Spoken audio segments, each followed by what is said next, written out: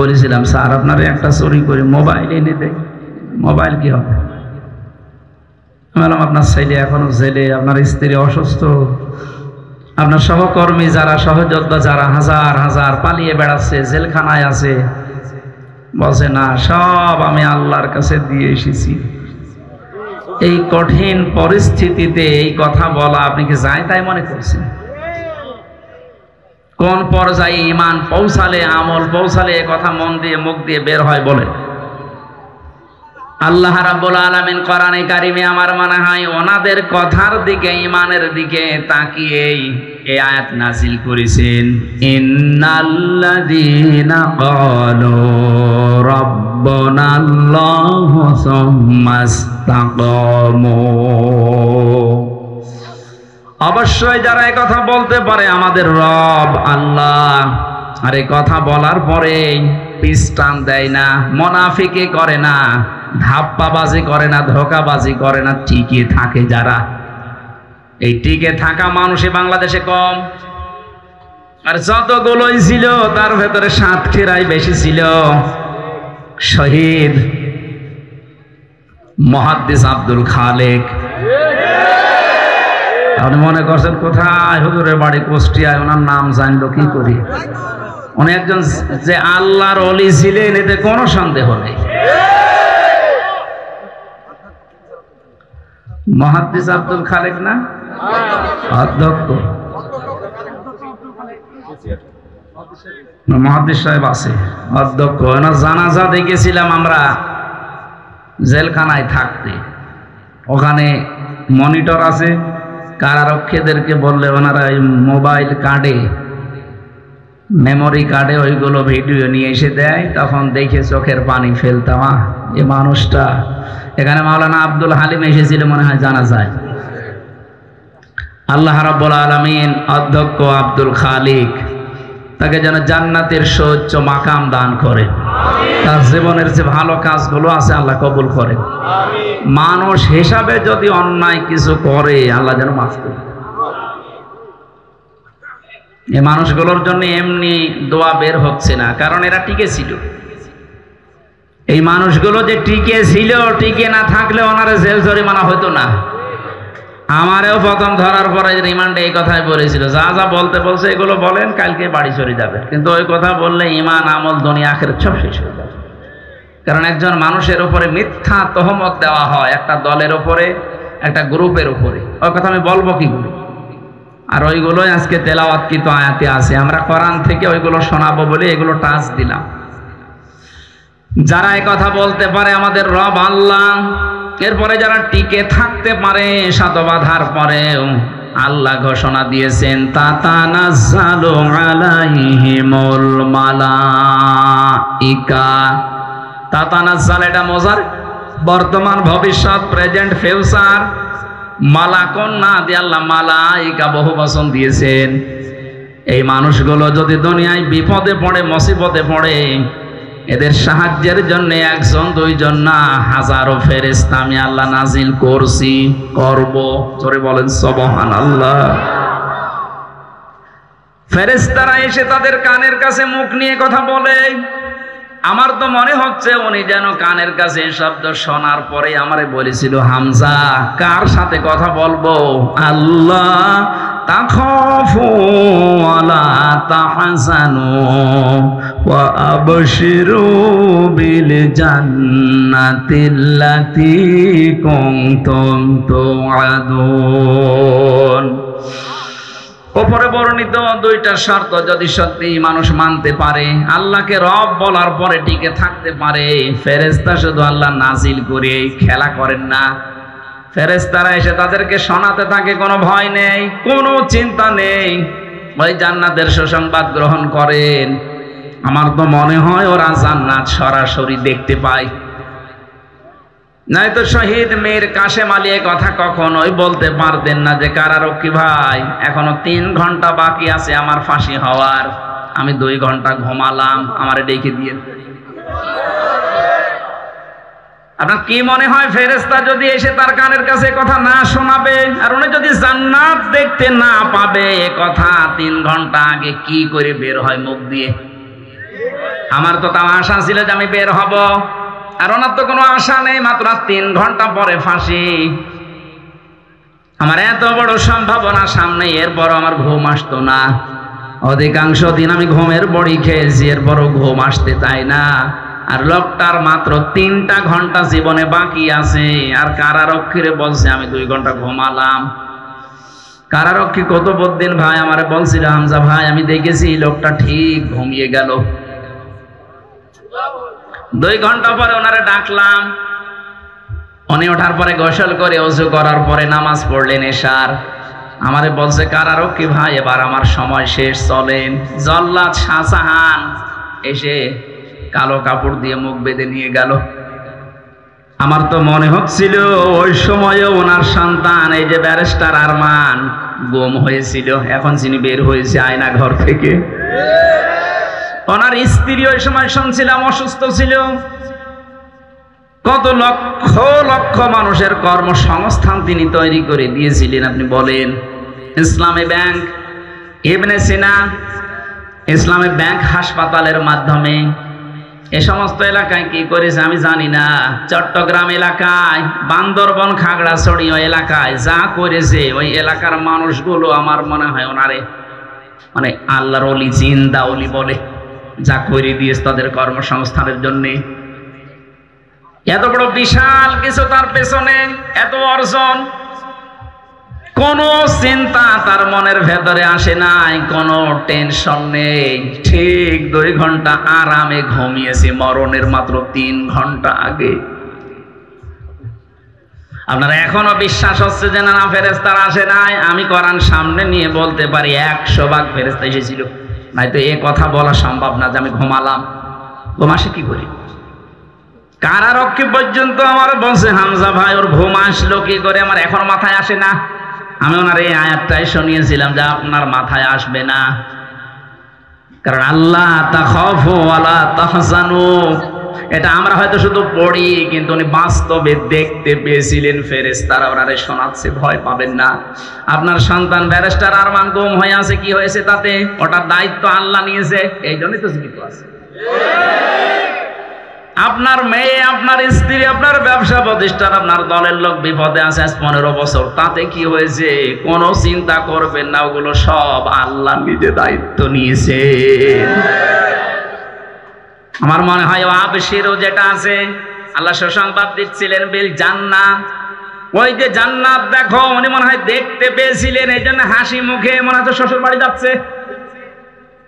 আমি জেলে থাকতে বহু মানুষকে ফাঁসি দেওয়া দেখেছি।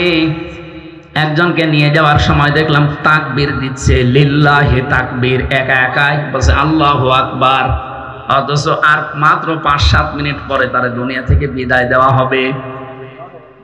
ওই যে রাসূলুল্লাহকে গালি দেওয়ার কারণে এই লোকটা হত্যা করেছিল, এই কারণে তারে ধরেছে সাতেমে রসুল। এই লোকটাকে দেখেছিলাম হাসি খুশি মনে, পায়জামা পরে, নতুন জামা ছিল একটা, ওইটা পরে যাচ্ছে আর তাকবীর দিয়ে সবাইকে জানাচ্ছে যে আমি বিদায় নিলাম। মনে হচ্ছে জান্নাত দেখে দেখে দৌড়াচ্ছে। এতটুকু আল্লাহ শেষ করলেন না, আল্লাহ বলেন ফেরেশতারা তার সামনে জান্নাতটা তুলে ধরে আর বলে, এই দেখো এর ওয়াদায় আল্লাহ তোমাদের সাথে করেছেন। এই জন্য যারা ওই পর্যায়ে পৌঁছিয়ে যায়, পৃথিবী তাদের কাছে তুচ্ছ মনে হয়। ইসলামী আন্দোলন এবং একামতে দিনের দায়িত্ব যারা এদেশে পালন করে, এদের যে অ্যাক্টিভিটিস, এদের যে এখলাস, এরা যেভাবে কাজ করছে নিরলস ভাবে, যদি একটু সুযোগ এভাবে দেওয়া যায়, আর কিছুদিন 51 ভাগ এই দেশে পার হয়ে যাবে যারা চাইবে যে রাষ্ট্রীয়ভাবে ইসলাম প্রতিষ্ঠিত হোক, তখন আমরা সফল হব। এ কথা শোনার পরে রাম বাম আর যারা মুশরিক তারা কিন্তু বসে থাকবে না, ওরাও চেষ্টা চালাবে যেন 51 ভাগ না হয়। আমরা যদিও আদমশুমারি ভোটার আইডি কার্ড তালিকা অনুযায়ী জানি যে দেশে 96 ভাগ মুসলমান, কি এটা শুধু ওই খাতাতে আছে আর আদমশুমারিতে আছে, ভোটার আইডি কার্ড অনুযায়ী আছে। 51 ভাগ মুসলমান এখন এই দেশে এখনো হয়নি। কারণ অধিকাংশ মুসলমানের ভেতরে শিরিক প্রবেশ করার কারণে মুসলমান বনাম মুশরিক হয়ে গেছে। আমি ভারতের বহু জায়গা 17, 18, 19 সালে ঘুরেছিলাম, এখন আর যেতে দেয় না আল্লাহর ওলিরা। ওই জায়গাগুলোতে দেখেছি ওদের আচরণগুলো, ওদের অ্যাক্টিভিটিস, কাজ কারবারগুলো বেশিরভাগ ওই হিন্দুদের মতো হয়ে গেছে। মানে ওদের সাথে থাকতে থাকতে ওদের কালচারের সাথে মিশে গেছে। আমরা যেহেতু 96% মুসলমান দেশে বাস করি, আমাদের কালচার ওইভাবে পানির সাথে মিশে যেতে আমরা দিতে পারি না। আমরা এভাবে চেষ্টা যদি সত্যি চালাতে পারি, ওরা চেষ্টা চালাবে কিন্তু সফল হবে না। ইউরিদুনা লিইউতফিউ নূরাল্লাহি বিআফওয়াহিহিম আল্লাহু মুতিম্মু নূরিহি ওয়ালাউ কারিহাল কাফিরুন। আল্লাহ তাআলা বলেন, ওরা চেয়েছিল মুখের ফুৎকার দিয়ে কোরআনের আলো লিভিয়ে দেবে, কিন্তু পারে নাই। আমি আল্লাহ ইচ্ছা করেছি আমার আলো আমি জ্বালাবই। আল্লাহ যেটা সিদ্ধান্ত নেয় ওটা যে কার্যকর হয়, আমাদের অবিশ্বাস আছে? আর আমরা 100% বিশ্বাস করে ফাআলুল লিমা ইউরিদ, উনি যা চায় তাই করেন। উনি যখন ঘোষণা দিয়েই ফেলেছে যে আমি যা চাই তাই করি, আল্লাহ তুমি এতটুকু একটু করে দেখাও। কারণ 53 বছর তো বাবা চালিয়েছে, অনেকদিন আমরা দেখেছি। কারো স্বামী চালিয়েছি আমরা দেখেছি, চাচাও চালিয়েছে, জোর করে হোক আর যেভাবেই হোক। বউ চালিয়েছিল, এরপরে ভাবি চালিয়েছে। 53 বছরে কাঙ্ক্ষিত মানের শান্তি, নিরাপত্তা, সুখ আমাদেরকে কেউ দিতে পারে না, এর একটা সম্ভাবনা। এখন শুধু দেখতে বাকি আছে যে কোরআন দিয়ে বাংলাদেশ চললে কেমন দেখা যায়, এটা দেখতে বাকি আছে না?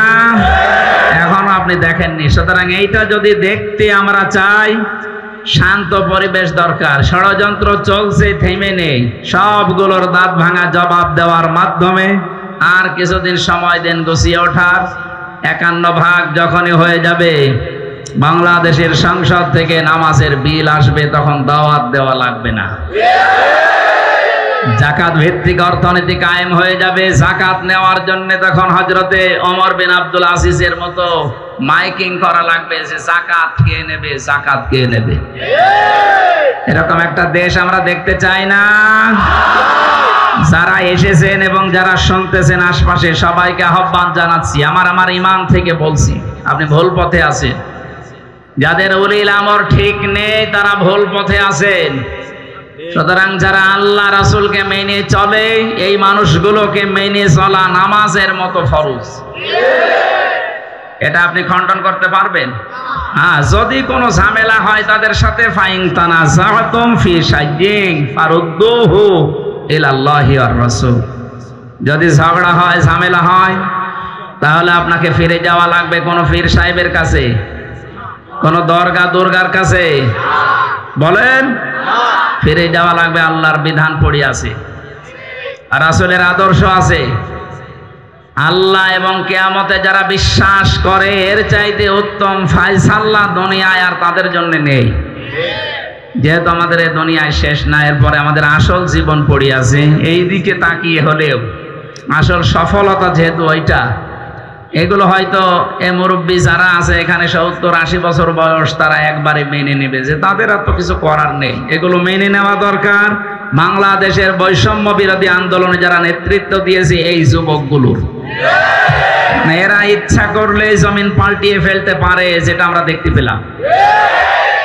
যেন আহ্বান জানাবো, আপনারা আপনাদের বিবেককে কাজে লাগাবেন। আসল সফলতা কিন্তু এখন নয়।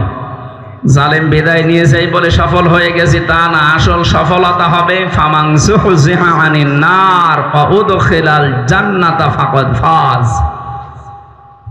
আল্লাহ রাব্বুল আলামিন যাকে আস্তে আস্তে জাহান্নামের কাজকর্মগুলো ছেড়ে দেওয়ার তৌফিক দেবেন, আর আস্তে আস্তে যারা জান্নাতের কাজের দিকে এগিয়ে দেবেন, এই লোকটার জীবন সফল। সুতরাং আমরা এরকম কোন ধাঁচে যাই, জাহান্নামের কাজগুলো আস্তে আস্তে আপনি ছেড়ে দেন, জান্নাতের কাজের দিকে এগিয়ে যান। জালেমরা আলেমদেরকে বন্দী করেছিল 3 বছর, 5 বছর, 7 বছর, এখনো পর্যন্ত অনেক আলেম জেলে আছে। ওরা জুলুম অত্যাচার চালিয়েছে, কিন্তু আলেমদের অধিকাংশে লাভ হয়েছে। বাইরে থাকতে আমরা দেখেছি আলেমরা এত ইবাদত করতে পারতো না, মাওলানা মামুনুল হককে আমি কাছ থেকে দেখেছি, 3টা বছর তার পাশে ছিলাম। তার যে ইবাদতের ধারা, তার যে ইবাদতের পর্যায় উঠেছিল, বাইরে থাকলে উনি পারতেন না। আমিও হাফেজ, উনিও হাফেজ ছিল। আমার বয়স 33, আমার বয়স 51। এই বয়সে প্রতিদিন নফল নামাজ, তাহাজ্জুদের নামাজ মিলে 6-7 পারা করে শুধু নামাজে দাঁড়িয়ে পড়তো। বাইরে থাকলে কখনো সম্ভব হতো না। যদিও কষ্ট দিয়েছে লোকটাকে, যোগাযোগ বিচ্ছিন্ন করি, আলাদাভাবে কেয়ার নিত আমাদের দুইজনের। এই জন্য কষ্ট পেয়েছে, কিন্তু লাভ হয়েছে আমাদের। আমার তো এখন মনে হচ্ছে ওখানে যেভাবে কোরআনে কারিমের ওপরে সময় দিয়েছিলাম, এই প্রায় 4-5 মাস হয়ে গেল বের হয়েছি, যদি ওইভাবে আমি ধারাবাহিক রাখতে পারতাম, ওখানে আলেমদের সাহচর্য থেকে যেভাবে আমি জ্ঞান নিতে পারতাম, মাওলানা শাখাওয়াত হোসেন রাজিম, মিয়া গলম পরোয়ার, এই যে খুলনার, মাওলানা রফিকুল ইসলাম খান ভাই, মাওলানা মামুনুল হক, এই সমস্ত আলেমদের কাছ থেকে যা নেওয়া যেত, জসিমউদ্দিন রহমানী সাহেব সহ, এই মানুষগুলোর ঈমান, আমল এবং এলেম, আমার মনে হয় আরো 3 বছর থাকলে ভালো হতো, কিন্তু কষ্ট হতো। কারণ শরীরে বহু রোগ বাসা বেঁধেছিল, এই 3টা বছরে কোনো চিকিৎসা পাইনি। তো যা পেয়েছিলাম অভাবে ইবাদত যদি চালিয়ে যেতে আমরা পারতাম, আমাদের জীবন আরো সফল হতো। এই জন্য জালেমরা চেয়েছিল এদের সব নষ্ট করে দিতে, আর আল্লাহ চেয়েছেন এই বন্দি ঘরের ভেতরে রেখে এদের মান উন্নয়ন করতে। এদের মান বেড়ে গেছে না? এদের মান যে বেড়েছে তার প্রমাণ হচ্ছে ডাক্তার শফিকুর রহমান। লোকটার সাথে আমি 4 দিন পাশাপাশি ছিলাম, আমি বুঝেছি এর আমল কোন পর্যায়ের, ইনার ঈমান কোন পর্যায়ের, আপনি এখান থেকে বুঝবেন না। ডাক্তার শফিকুর রহমানের মতো মানুষ এদেশে আর নেই। এত ব্যস্ত মানুষ লোকটা, এরপরও ফেনীর এই বন্যা দুর্গত এলাকার মানুষদের দেখার জন্য আজকে সকাল 8টায় হাজির হয়ে গেছে। যাওয়ার সময় ঘোষণা দিয়েছে বাংলাদেশের মানুষেরা, আমার ভাই বোন অসুস্থ, বৃষ্টির কবলে, বন্যার কবলে হাবুডুবু খাচ্ছে, আমি চললাম, যার যা আছে তা নিয়ে আপনারাও আসেন। কই এদেশে মানুষ আর নেই? তার নামের আগে পরে যে মানবতার ফেরিওয়ালা এই শব্দটা লাগিয়েছে, কি ইয়ার কি করার জন্য লাগিয়েছে? এই জন্য বলছে ওনার অ্যাক্টিভিটিস, ওনার যে ইখলাস আমি কাছ থেকে দেখেছি। চলতে দেন এভাবে, আরাইতান নাসা ইয়াদখুলুনা ফি দীনিল্লাহি আফওয়াজা, এটা দেখতে পাবেন। আল্লাহ বলেছিলেন না, হে নবী, যখন আল্লাহর সাহায্য আসবে তখন আপনি বিজয় দেখতে পাবেন, আর বিজয় যখন আসবে তখন দলে দলে পালে পালে দেখবেন মানুষ ইসলামে প্রবেশ করছে। এটা আজ এই দেশে শুরু হয়ে গেছে না? অনেক জালেম পর্যন্ত এখন বলছে ভোট আর কারে দেব হুজুর, আপনি দাঁড়ান, আমারে দেখের কথা থেকে কোথায় চলে এসেছে। 35% এই জরিপটা যদি ঠিক হয়, জালেমরা যদিও বসেনি, ওরা চেষ্টা চালাচ্ছে গোপনে। আমার মনে হয় আর কিছুদিন সময় এদেরকে দিলে আল্লাহ এদের ইখলাসের দিকে, এদের যে কোরবানি, এরা যে রব বলে টিকে ছিল, এদিকে তাকিয়ে আল্লাহ একটা কিছু দেখাবেন। কোরআনের পাখির সারা জীবনের স্বপ্ন ছিল এটা, যে বাংলাদেশে কোরআনের রাজ কায়েম হবে। আমার মনে হয় তার স্বপ্ন পূরণ হতে যাচ্ছে। এদেশে কোরআনের রাজ কায়েম হোক, এটা আপনারা দেখতে চান না? কারা কারা দেখতে চান দেখি? লিল্লাহে তাকবীর।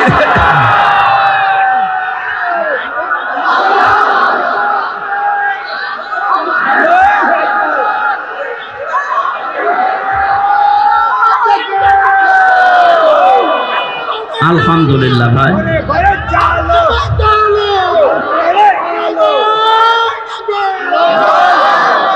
সাতক্ষীরাবাসী শুধুমাত্র ডাক্তার শফিকুর রহমানের নাম ধরছি এই কারণে, কারণ আমি নিজে কাছ থেকে দেখেছি। এর আগে কোরআনে কারিমে যাদের নাম আমি পড়েছি তাদেরকে যে দেখে নাই, শুধু পড়েছি। যেমন হযরতে আসিয়া, তাকে যখন হাতের ভেতরে ব্রেক লাগিয়েছে, মায়ের ভেতরে শলাকা লাগিয়েছে, কপালের ভেতরে ব্রেক দিয়ে আটকিয়েছে, আর মাথার উপরে গরম তেল ঢেলে দিচ্ছিলে। এই কঠিন অবস্থায়ও হযরতে আসিয়া ফেরাউনের এই কবল থেকে বাঁচার জন্য আল্লাহর কাছে বলেছিলেন, হে আমার মালিক, আমার সাথে যে আচরণ আমার স্বামী করছে হয়তো আপনার খারাপ লাগছে, আপনি আমার মালিক হিসাবে আপনাকে আমি জানাচ্ছি, আপনি আমার এই ওয়ানাজ্জিনি মিন ফিরআউনা ওয়া আমালিহি ওয়ানাজ্জিনি মিনাল কওমিজ জালিমিন, প্রত্যেকটা এক আলিফ করে টান আছে। আমার সাথে যে কাজ কারবার গুলো হচ্ছে, আমার এই জুলুম অত্যাচার নির্যাতন দেখে আল্লাহ কখনো তুমি যেন রাগ করো না। আমার স্বামী তার লোকজন দিয়ে যা করাচ্ছে তাদের কবল থেকে তুমি আমাকে বাঁচাও, কিন্তু আমার স্বামীর উপরে তুমি গজব দিও না। মা বোন, আমি দেখতে পাচ্ছি বিভিন্ন জায়গায় দাঁড়িয়ে বসে শুনছেন, আপনার জন্য একটাই মাত্র ওয়াজ। এত বড় কঠিন পরিস্থিতিতে জুলুম অত্যাচারের সর্বশেষ সীমানায় পৌঁছানোর পরও তিনি স্বামীর জন্য বরদোয়া দেননি। অথচ এদেশে বহু মহিলা কিছুতে কিছু হলেই আগে স্বামীর নামে উল্টাপাল্টা কথা বলে বরদোয়া দিয়ে দেয়। কত মানুষ তো স্বামীর সংসারই করতে পারলো না। কথা বলছে না কেন? পৃথিবীতে সবচাইতে বড় লানত প্রাপ্তা মহিলা ওইটা, যে মহিলা তার স্বামীর মন জয় করে দুনিয়া থেকে বিদায় নিতে পারে না। আর এটা দিন দিন বেড়ে যাচ্ছিল, কারণ আসল যেটা সেটারই তো অবস্থা ওই। পরের গুলো আর কি হবে? অনসারী যারা, তাদের এই জন্যে স্বামী টেকে না। তার একজন অনুসারী ছিল, শুধু গান বলতো সংসদে পর্যন্ত, তার যে স্বামী কয়টা আল্লাহ জানে আর সে জানে। বলার দরকার নেই, যেই হোক গান শুধু বলে, আর গান কেউ বলে না। যারাই গান বলে দেখেন তাদেরই স্বামী টেকে না। একজন মহিলার উপরে লানত, এই মহিলা কত বড় কষ্ট সহ্য করার পরও স্বামীর উপরে বরদোয়া দেয়নি, বলেছে আল্লাহ তুমি তো দেখতে পাচ্ছ, এই জুলুম থেকে তুমি আমাকে বাঁচাও, কিন্তু আমার স্বামীর উপরে তুমি গজব দিও না। ওনাকে যেহেতু আমি দেখি নাই, শুধু শুনেছি, কোরআনে পড়েছি, এই জন্য ওনার নামে বেশি বললাম না, কিন্তু যাকে দেখেছিলাম তার নামটা বারবার চলে আসতেছে। মজলুমের দোয়া যেহেতু কবুল হওয়ার গ্যারান্টি দিয়েছে নবী, আল্লাহ তাআলা মজলুম অবস্থায় আছে এখনো পর্যন্ত। সারা বিশ্বে এখনো পর্যন্ত ষড়যন্ত্র চলছে আলেমদের নিয়ে। গত পরশু দিনের একটা গোপন সংবাদ পেয়েছি, এই যে আপনারা যারা নিয়ে আসছিলেন, এই দেশের একটা জেলার এক ডিসি গোপন সংবাদ ছড়িয়ে দিয়েছে, ফাঁস হয়ে গেছে। এটা উনি ছড়ায়নি, কিছু কিলার ভাড়া করেছে, ইসলামী কথাবার্তারা যারা বলে তাদের ভেতরে মিশে ছুরি মেরে দিল। যারা আসার সময় কারা নিয়ে এসেছেন সাবধানে নিয়ে এসেছেন, কারণ ওই দিনের পর থেকে ষড়যন্ত্র ফাঁস হওয়ার পর থেকে ভয় আছে, কারণ বহু শয়তান এভাবে পেছনে লেগে আছে। ওরা জেলখানায় যে সমস্ত খাবার টাবার দিত, ওগুলো খেয়ে তো শরীরটা নষ্ট হয়ে গেছে। মারতে তো পারে না, এখনো তো বসে নেই, এখনো চেষ্টায় আছে। আপনাদের মতো লিল্লাহি তাকবীর আল্লাহু আকবার এরকম স্লোগান দিতে দিতে ঢুকবে, ছুরি মেরে চলে যাবে, বলবে ওদের অন্তর্দ্বন্দ্বে মারা গেছে। এই জন্য একটু সতর্ক থাকা লাগছে, সতর্ক থাকা এটা নিয়ম। আমি যে কথা বলতে চাচ্ছিলাম, মানুষের অ্যাক্টিভিটিস, ইখলাস এবং কোরবানি দেখে আল্লাহ পরবর্তী কাজগুলোর সিদ্ধান্ত নিয়ে থাকে। আমার মনে হচ্ছে সূরা নসরের এই আয়াতটা আমাদের চর্মচোখে আল্লাহ দেখাবে। দলে দলে যেভাবে ইসলামে প্রবেশ শুরু হয়ে গেছে, 51 ভাগ যদি আল্লাহ করে দেয়, চর্মচোখে অন্তত দেখতে পারবো যে এই দেশটা কোরআন দিয়ে চলছে। কি যে শান্তি, আপনি বলে বোঝানো যাবে না। আর জামাতে ইসলামী বাংলাদেশ এবং ইসলামী ছাত্র শিবিরকে, নারীদেরকে কানে কানে যে সমস্ত নাস্তিক আর মোরতাদ রাম আর বাম গুলো শোনাচ্ছে, জুজুর ভয় দেখাচ্ছে যে এরা গেলে কিন্তু তোমাদের অধিকার খর্ব হবে। ডাক্তার শফিকুর রহমান অলরেডি ঘোষণা দিয়ে দিয়েছেন, আমরা যদি আল্লাহর রহমতে কোনোদিন যেতে পারি, সবচাইতে বড় নিরাপত্তা এবং আনন্দে থাকবে নারীরা। এখানে জুজুর ভয় দেখিয়ে আপনাদের এই সমস্ত মুনাফিকি, এই ধোঁকাবাজি, প্রতারণা আজ নারীরাও বুঝে ফেলেছে। আজ হাজারো মহিলা শুধুমাত্র এই অ্যাক্টিভিটিস, এই ইখলাস, এই কোরবানি দেখে ওরা নিজেরাই দিনের দিকে চলে আসতেছে। 35 থেকে আল্লাহ যেন 51 ভাগ কিছুদিনের ভেতরে আমাদেরকে দেখান। মমতাহিনা শব্দের শাব্দিক অর্থ বলেছিলাম পরীক্ষিতা নারী। আমরা কিছু পরীক্ষিতা নারী চাই। সম্মানিতা মা বোনেরা, পরীক্ষা দেওয়ার সময় যখন এখন চলছে, পড়াশোনার মাধ্যমে নিজেকে গঠন করে পরীক্ষিতা নারীর মর্যাদা আপনিও যেন অর্জন করেন।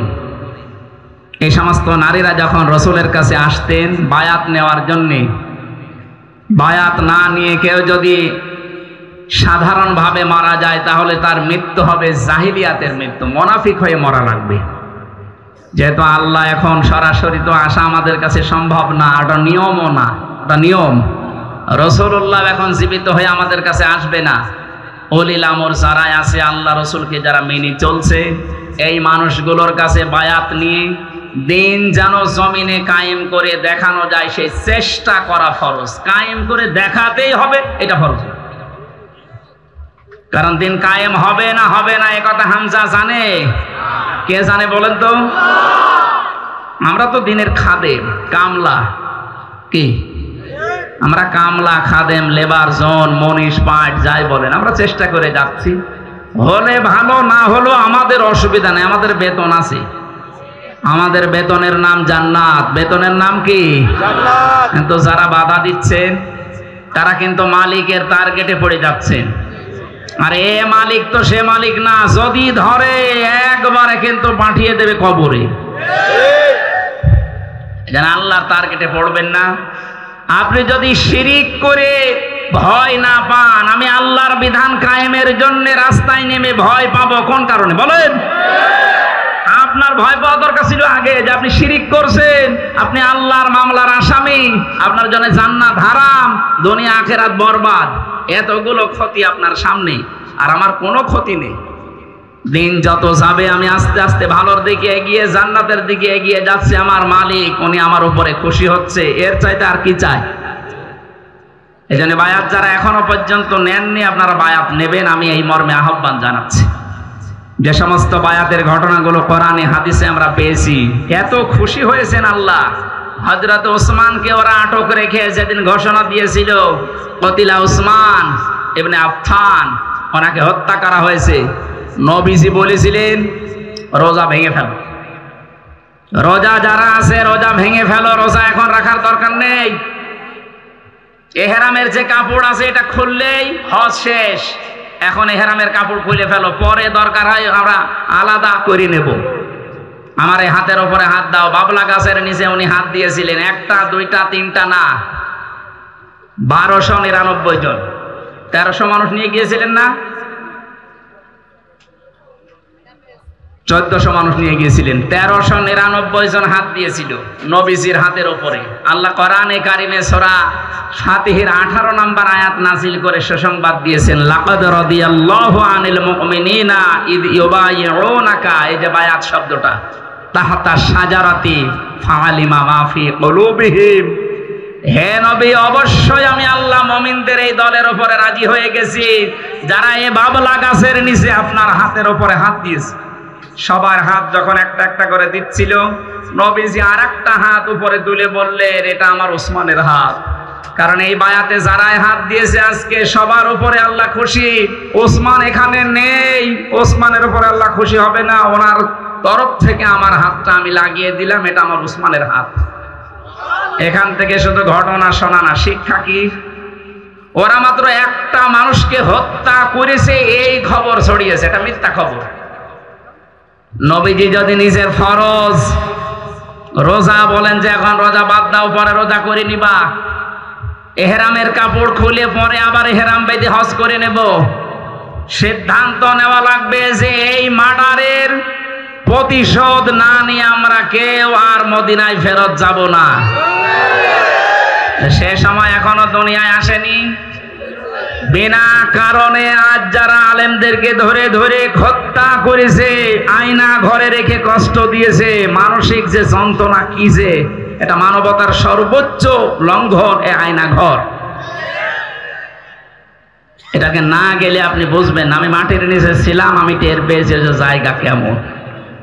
আজ যারা এরপরও জালেমদের তোষামত করেন, জালেমদের পক্ষে কথা বলেন, আপনার বিবেক মনে হয় কুকুরে প্রসাব করছে। নবীজি একজনের হত্যার বদলা নিতে যদি এতগুলো কাজ করতে পারেন, আজ দলমত দেখা যাবে না। যারাই মানুষকে এভাবে অন্যায়ভাবে হত্যা করেছেন তাদেরও ঠিক আমরা দলমত এক হয়ে যদি সিদ্ধান্ত নিতে পারি, ওরা যেমন ওসমানকে ছেড়ে দিয়েছিল, আশপাশে যারা আছে, যারা আজ পানি দিয়ে আমাদেরকে ডুবিয়ে মারার সিদ্ধান্ত নিচ্ছে, এমনি এরা ভয় পেয়ে পালিয়ে যাবে। ডক্টর মোহাম্মদ ইউনূস শুধু একটা ঘোষণা দেয়নি যে 7 সিস্টার কিন্তু থাকবে না। এই কারণে এরা ভয় দেখাতে এই ফারাক্কার বাঁধ খুলে দিয়ে আমাদের এই বিপদে ফেলে দিল। এখন এটা কাটতে উঠতে সময় লাগবে। 3-4টা জেলা পানির নিচে অলরেডি ডুবে গেছে, বিশেষ করে ফেনী, নোয়াখালী, কুমিল্লা, ব্রাহ্মণবাড়িয়া, চাঁদপুর পানির নিচে। এখন এদের যে অবস্থা, আমার মনে হয় সারা দেশ থেকে এখন ওখানে যাওয়া ইমানের সবচেয়ে বড় দাবি।